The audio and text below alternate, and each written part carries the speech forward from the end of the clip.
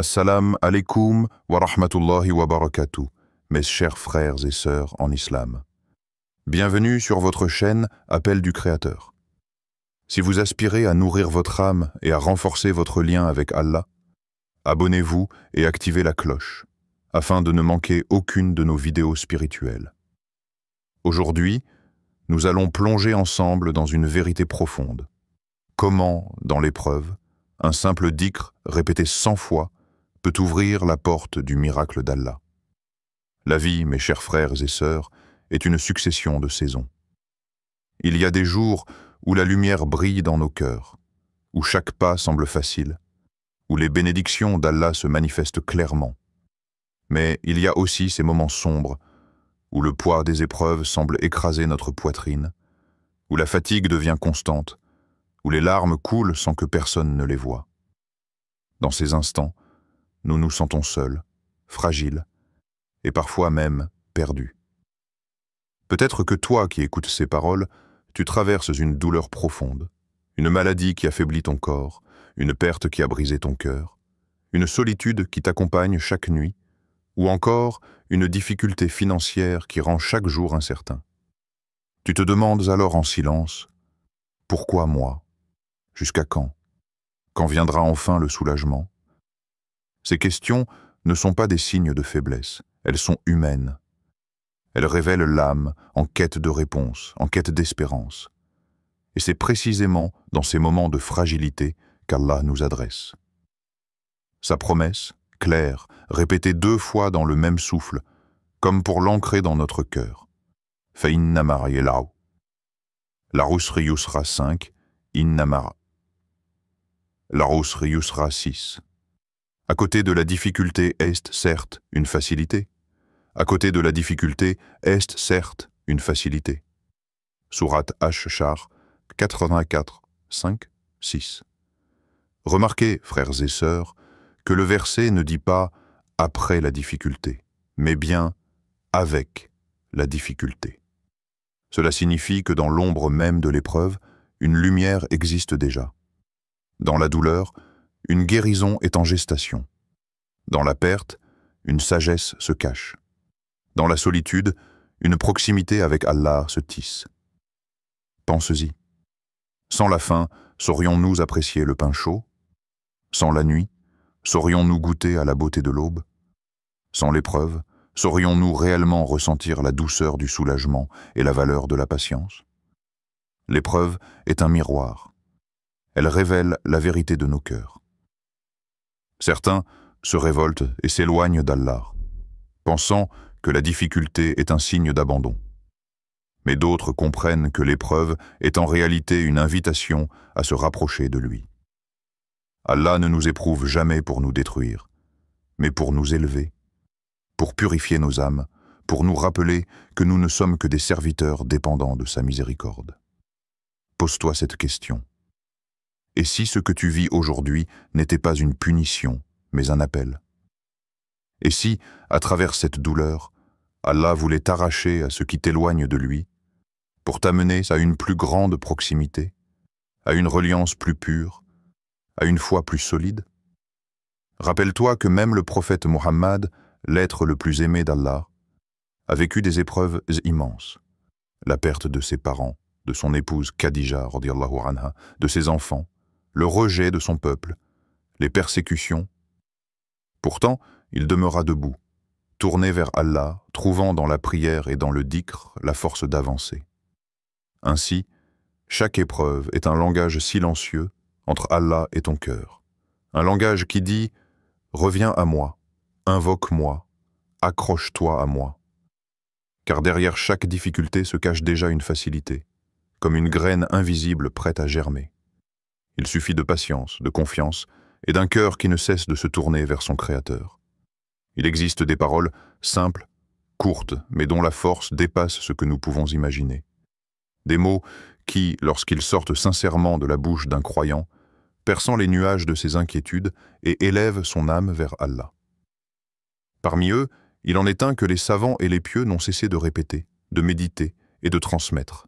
La hawla wa la quwwata illa billah. Il n'y a de force ni de puissance qu'en Allah. Ces mots ne sont pas de simples syllabes, ils sont une proclamation, une libération, un aveu et en même temps une victoire. Lorsque tu les prononces, tu reconnais que tu es faible, limité, incapable de contrôler l'avenir ou même de protéger ton propre cœur. Tu avoues ton impuissance, mais en même temps, tu proclames que toute la force, toute la guérison, toute la délivrance sont entre les mains d'Allah, le Tout-Puissant, le Très Miséricordieux. Imagine un instant, tu portes un fardeau lourd, trop lourd pour tes épaules. Tu marches, mais tu chancelles. Ton souffle est court, tu t'arrêtes, incapable d'avancer. Et soudain, tu découvres que tu n'as jamais eu à porter ce poids seul. Allah est là, et c'est lui qui détient la force de te soulager. Voilà ce que signifie ce dhikr. Répété 100 fois, il n'est pas un simple exercice de langue. Il est un acte de purification intérieure. À chaque répétition, un peu de ton orgueil se dissout. Une parcelle de ton angoisse disparaît. Une chaîne invisible qui t'attache à ce bas monde se brise. Peu à peu, tu passes de l'illusion de l'autonomie à la vérité de la servitude. Souviens-toi que le prophète a dit que ce dhikr faisait partie des trésors du paradis. Ce n'est pas une exagération, mais une réalité profonde. Celui qui comprend et vit ces mots détient un secret, une clé spirituelle qui ouvre des portes fermées, dans ce monde comme dans l'au-delà. Mais pourquoi 100 fois? Parce que la répétition est un secret du cœur. Chaque mot que tu répètes grave un sillon dans ton âme, comme une rivière qui creuse son lit. La première fois, tu le dis peut-être machinalement. La 10e fois, tu commences à le sentir. La 50e fois, tes larmes peuvent que te couler. Et à la 100e, tu ne fais plus que déposer ton être entier dans ces paroles. Dis-le dans la joie, et tu reconnaîtras que tout bien vient d'Allah. Dis-le dans la tristesse, et tu comprendras que seul Allah peut t'apaiser. Dis-le dans l'attente, et tu verras que c'est lui qui décide du moment du soulagement. Frère, sœur, ce dhikr est comme une clé, mais souviens-toi, une clé n'a de valeur que si elle ouvre une porte. La porte ici, c'est ton cœur. Si tu le dis machinalement, la clé reste dans ta poche. Mais si tu le dis avec sincérité, humilité et confiance, alors tu verras comment Allah ouvrira pour toi des issues que tu n'imaginais pas. Car en vérité, tu n'es pas le maître de ton destin. Ni ta santé, ni ta richesse, ni même ton souffle ne t'appartiennent. Tout appartient à Allah, et tout revient à lui. La hawla wa la quwwata illa billah est le rappel qui ramène ton âme à cette vérité. Et c'est cette vérité qui libère. On raconte l'histoire d'un homme dont la vie était devenue une prison invisible. Ses journées commençaient et se terminaient dans l'angoisse. Chaque matin, il se réveillait avec un poids lourd sur sa poitrine. Les dettes. Les factures s'empilaient, les créanciers frappaient à sa porte, et son cœur, lui, ne trouvait plus de repos. Il avait essayé de trouver des solutions par ses propres moyens, emprunter encore, travailler sans relâche, supplier ses proches, mais partout où il se tournait, les portes semblaient closes. Plus il cherchait des issues, plus l'étau se resserrait autour de lui. Son âme s'assombrissait. Il lui arrivait même de se demander « Où est mon Seigneur dans tout cela ?» Et puis, une nuit, épuisé, il s'effondra dans la prière. Les larmes coulaient sans qu'il puisse les retenir. Dans sa prosternation, il répéta ce qu'il avait entendu dans un hadith, ce que les savants rappelaient sans cesse, « La hawla wa la quwwata illa billah ». Il n'y a de force ni de puissance qu'en Allah. Il le dit une fois, puis 2 fois, puis 10 fois, et continua, encore et encore. Chaque mot sortait de son cœur brisé comme un cri silencieux. C'était son aveu d'impuissance, son abandon total entre les mains de celui qui détient toute la force. Les jours passaient. Extérieurement, rien ne semblait changer. Les dettes étaient toujours là, les créanciers toujours pressants, mais en lui, quelque chose avait commencé à se transformer. Le désespoir laissait place à une étrange sérénité, comme si ce dhikr avait ouvert une source de patience et de confiance au fond de son âme. Et puis, un jour, le changement arriva. Pas sous la forme d'un miracle soudain, mais par une succession d'événements que lui-même n'aurait jamais pu orchestrer. On lui proposa un petit travail, modeste mais suffisant pour couvrir quelques frais. Quelques semaines plus tard, une personne de son entourage, sans qu'il l'ait sollicité, vint l'aider à régler une partie de sa dette. Puis d'autres opportunités s'ouvrirent petit à petit, comme si Allah déverrouillait les portes une à une. Il fallut du temps, de la persévérance et beaucoup de patience. Mais un jour, il réalisa qu'il n'avait plus de dette. Ce fardeau immense qui avait assombri ses nuits pendant des années s'était dissipé. Et ce qu'il retint de cette épreuve, ce n'était pas simplement la délivrance matérielle, mais la leçon spirituelle gravée à jamais dans son cœur. Le dhikr n'est pas une formule magique pour obtenir immédiatement ce que l'on désire. C'est une corde jetée par Allah à celui qui se noie, pour qu'il se rattache à lui et comprenne que la force ne réside ni dans l'argent, ni dans les hommes, ni dans les calculs, mais uniquement en Allah.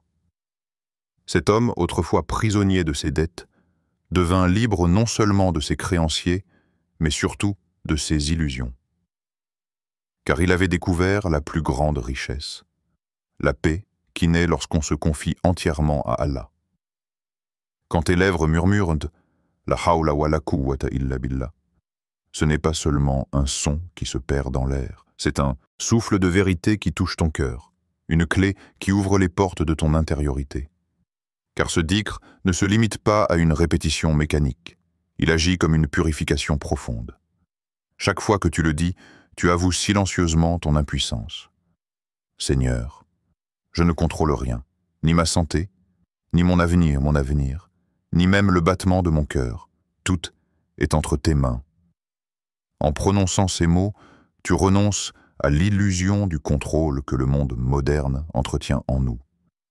On nous apprend à croire que nous sommes les maîtres de nos vies, capables de tout planifier, de tout dominer. Mais il suffit d'une maladie soudaine, d'un accident, d'une perte pour que cette illusion s'effondre.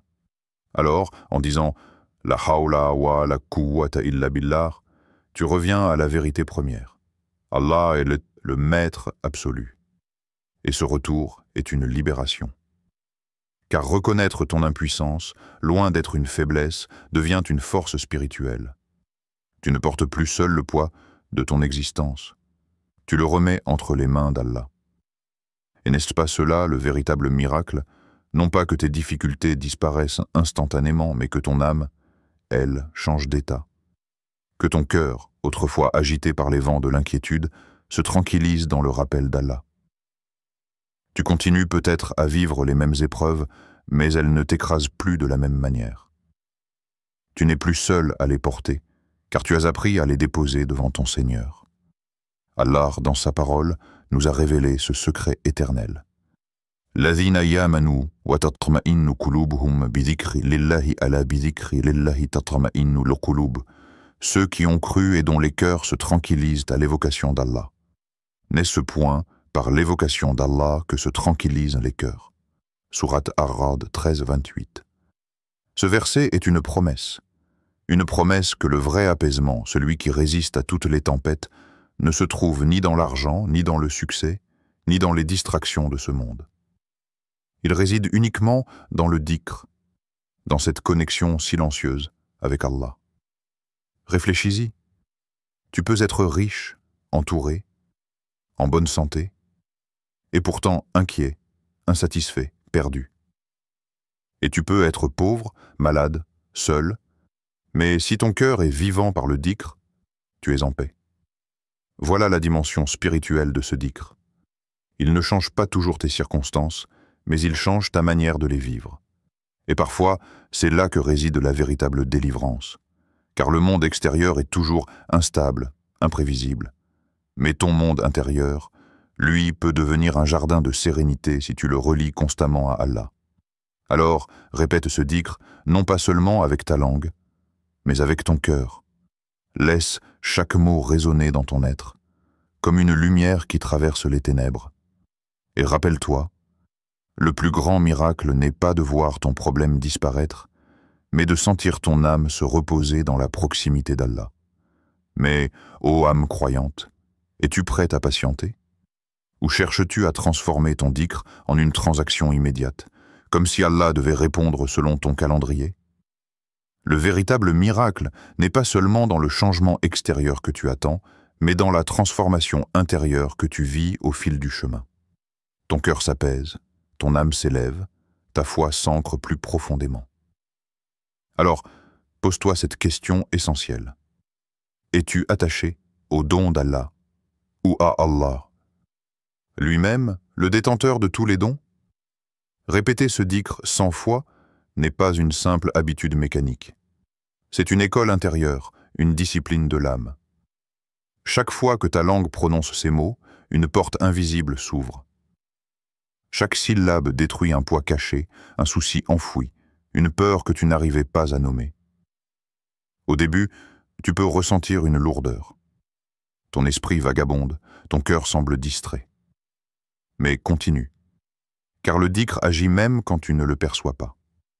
Petit à petit, tu sentiras ton cœur devenir plus léger, comme si une pluie douce tombait à l'intérieur de toi, lavant tes angoisses, apaisant tes blessures, effaçant la poussière de ton âme.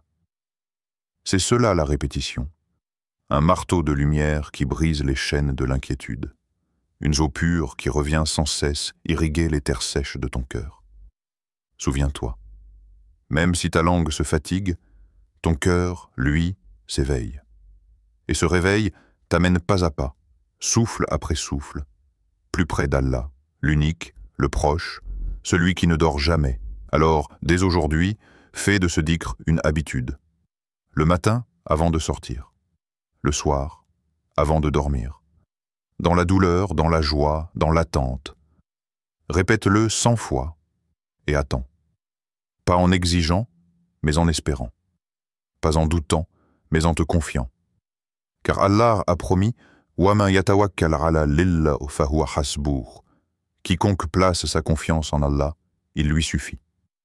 Sourate At-Talaq, 65, 3. Mes chers frères et sœurs, dans le tumulte de la vie, il est facile de se laisser emporter par la peur, la tristesse ou le doute. Les épreuves peuvent sembler insurmontables, les nuits longues et silencieuses, et le cœur parfois lourd comme une pierre. Mais souvenez-vous, aucune difficulté n'est permanente, et aucune épreuve n'est dénuée de sagesse. Si aujourd'hui vous traversez une tempête, ne laissez pas votre âme sombrer dans le désespoir. Respirez profondément et placez votre cœur dans la main d'Allah. Dites avec sincérité « La hawla wa la quwwata illa billah » Il n'y a de force ni de puissance qu'en Allah. Répétez-le 100 fois, lentement, en laissant chaque mot résonner dans votre poitrine, chaque syllabe purifier votre esprit. Ne le faites pas par habitude mécanique, mais par un cœur qui se confie pleinement au Seigneur. Car le dhikr, mes frères et sœurs, n'est pas seulement un mot. C'est une lumière qui traverse vos ténèbres, une brise qui apaise vos tempêtes intérieures. Et ensuite, attendez. Attendez sans impatience, sans douter, sans exiger un résultat immédiat. La délivrance que vous cherchez n'est pas toujours visible.